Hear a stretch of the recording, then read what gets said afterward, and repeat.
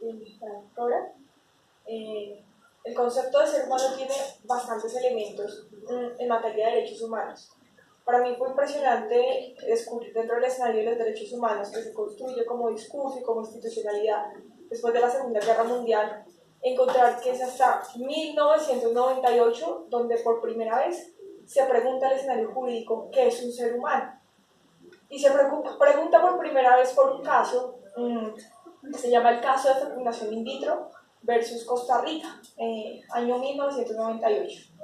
Ese caso es un caso muy difícil para la Corte Interamericana porque implicaba la regulación, específicamente la prohibición que tenía para su momento Costa Rica de la práctica de la fecundación in vitro.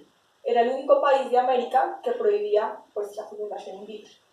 Cuando se hace el análisis de por qué se prohíbe la fecundación in vitro y de que pues, muchas personas están analizando y están siendo parte de esta fecundación in vitro, se determina que Costa Rica está diciendo yo estoy protegiendo la vida, yo estoy protegiendo lo que es un ser humano. Y la Corte Interamericana entra por primera vez y empieza a ubicar qué es un ser humano. Empieza a buscarse declaraciones internacionales, empieza a buscarse sentencias y en ninguna aparece una definición de ser humano. Entonces, el escenario jurídico piensa 1998, desde 1948 hasta el 98, casi 50 años regulando derechos humanos y en ningún lado haber definido qué era un ser humano. Un caso bastante difícil. Recurren y empiezan a mirar la Declaración de los Derechos del Niño y es la única que hace aproximadamente una referencia al tema y dice, un niño es un ser humano. Hasta ahí. Las otras declaraciones simplemente dicen un ser humano es persona, pero no se dice más. También está el escenario dentro del marco jurídico de personas naturales y personas jurídicas, lo que hace el tema mucho más complejo. Van los jueces en el escenario del caso y empiezan a analizar por qué hay tantas personas buscando en Costa Rica pues, que se avale la fecundación in vitro. Y el marco del caso lo que va a mostrar es que dentro de Costa Rica, toda persona que tuviera VIH o que tuviera SIDA, se le imposibilitaba trabajar, se le imposibilitaba casarse. Para contraer un matrimonio era necesario aportar ante un notario una prueba de VIH y una prueba de SIDA, porque de acuerdo con la legislación de Costa Rica esto tenía una inseguridad del Estado frente a la familia y la formación, digamos, de la sociedad como vínculo primario. Entonces se les sesgaba de tener una atención a la salud y a tener un derecho también al trabajo.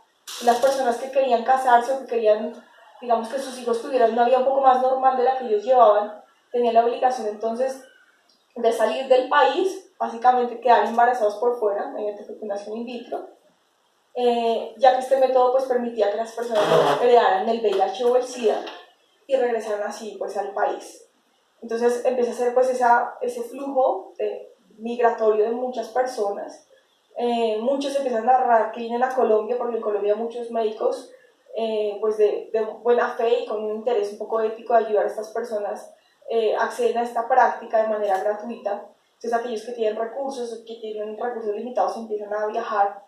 Entonces las personas cuando regresan a Costa Rica les empiezan a obligar a tener una práctica, que es un examen médico, para determinar si hubo una violación, si hubo un delito allí, frente al tema pues, de la fecundación in vitro. Entonces esta población un poco desesperada pues accede allí. Y lo que va a terminar allí la Corte va muy de la mano de lo que dice Heidegger. Esta desesperación que está mostrando esta población está mostrando un marco de la discriminación. Y realmente desde la discriminación es donde es posible definir que es un ser humano. Y se define por primera vez en el marco internacional un ser humano como aquel que tiene dignidad humana.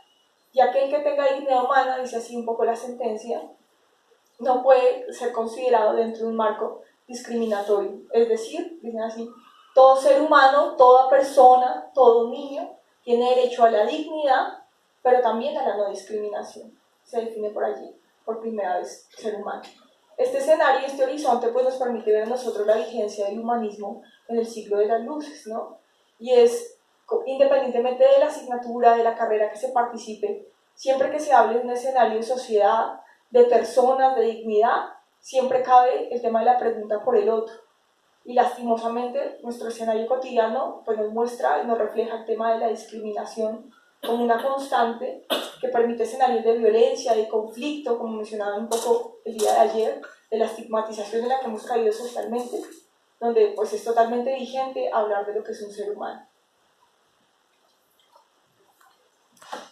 Bueno, yo frente a la pregunta sobre el sentido que tiene hablar de humanismo actualmente en el contexto de este evento, quiere decir en el nuevo siglo de las luces, pues podría decir frente a esa pregunta lo siguiente. Yo creo que el humanismo, que para mí significa básicamente un posicionamiento ético, estético, político, epistemológico, ante la realidad, ante este mundo humano, tiene mucho que decir en un contexto de un nuevo siglo de las luces, por muchas razones, pero esencialmente porque, pese a que desde muchos frentes se está hablando de lo oxidado que resulta el concepto de humanismo. Por ejemplo, ahora en círculos académicos ya no se habla mucho de humanismo, sino por ejemplo de posthumanismo o de transhumanismo, entre otras cosas por aquello que mencionaba Andrea, y es la tremenda capacidad que tiene la ingeniería genética, por ejemplo, o la biomedicina,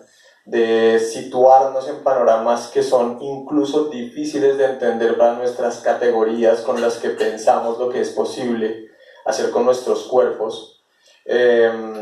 Incluso en los escenarios más escépticos surge siempre la problemática, por ejemplo, de la relación con el otro. Surge siempre la problemática de qué lazos de solidaridad soy capaz yo de tejer frente a un otro que puedo eventualmente imaginar muy distinto a mí. Surge la gran pregunta sobre qué grado de conocimiento tengo respecto de mí mismo.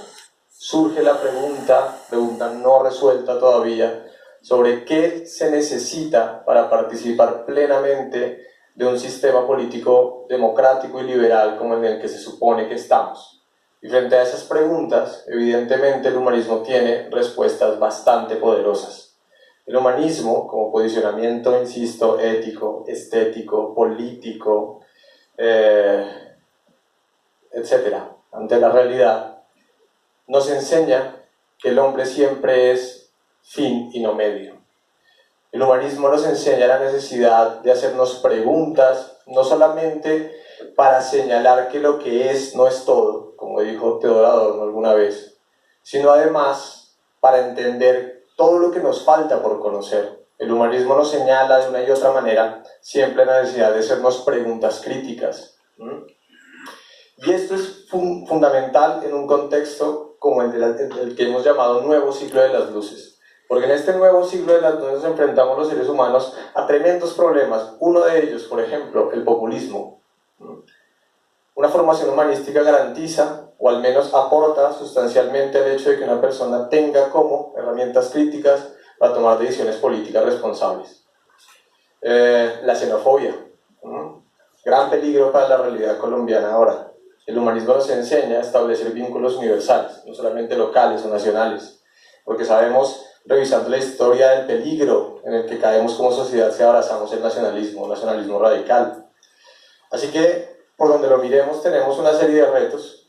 La sociedad, por ejemplo, nunca ha tenido una capacidad, el mundo humano más bien, nunca ha tenido una capacidad tan tremenda como hasta ahora de producir información.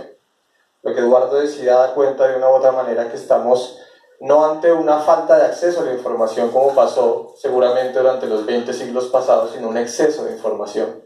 Entonces es fundamental generar herramientas críticas para saber qué información es válida, cuál es cierta, cuáles son los fundamentos que hacen que una información pueda considerarse veraz, desde qué fuentes puedo yo acceder a esa información. Fundamentalmente, entonces, para recoger todas estas ideas, diría que el humanismo en el nuevo siglo de las luces sirve porque nos da herramientas críticas de orden político, ético, estético, filosófico para enfrentar la realidad. Bueno, bajo la idea de conversar, quisiera saber si algún miembro del público quisiera